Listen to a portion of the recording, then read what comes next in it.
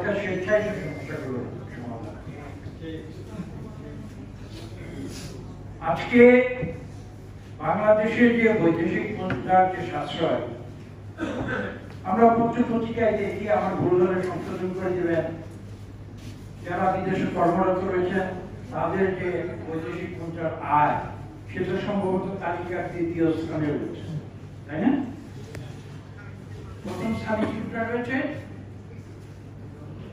আমাদের যে গার্মেন্টস থেকে যে বৈদেশিক মুদ্রার আয় সেটা প্রথম স্থানে রয়েছে, তাই তো? ঠিক আছে? কি আপনার কথা বলছেন না? ঠিক আছে, আমি বলছি যে এটা ভুল আছে। ভুল আছে এই জন্য এখানে কিছু হিসাবে সহকারে ফাঁকি আছে, সরকার এটা বুঝেও বোঝে না।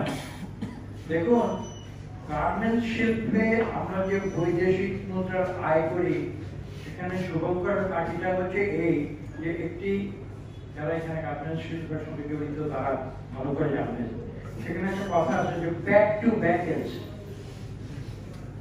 অর্থাৎ আমরা যদি বছরে $25 বিলিয়ন গার্মেন্টস শিল্প থেকে আমরা আয় করি, তার পেছনে কিন্তু $15 বিলিয়ন আমরা আমদানি করে নিয়ে আসি। তার যে কাঁচা মাল, সে কাঁচা মাল আমরা বিদেশ থেকে আনি।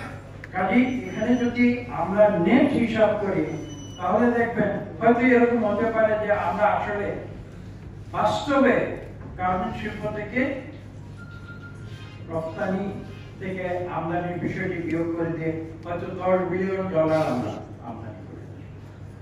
এই শুভঙ্করের ফাঁকিটা কিন্তু বুঝতে হবে।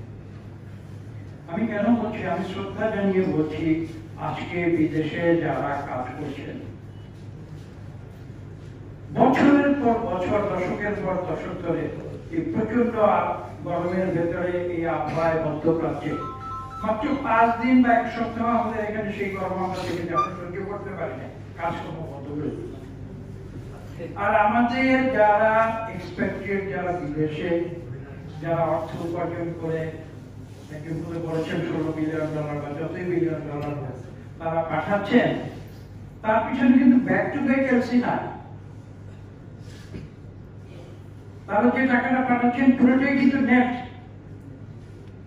তার পিছনে কাঁচা মালটা কি আছে আমি বলবো, বললে আপনাদের চোখে পানি।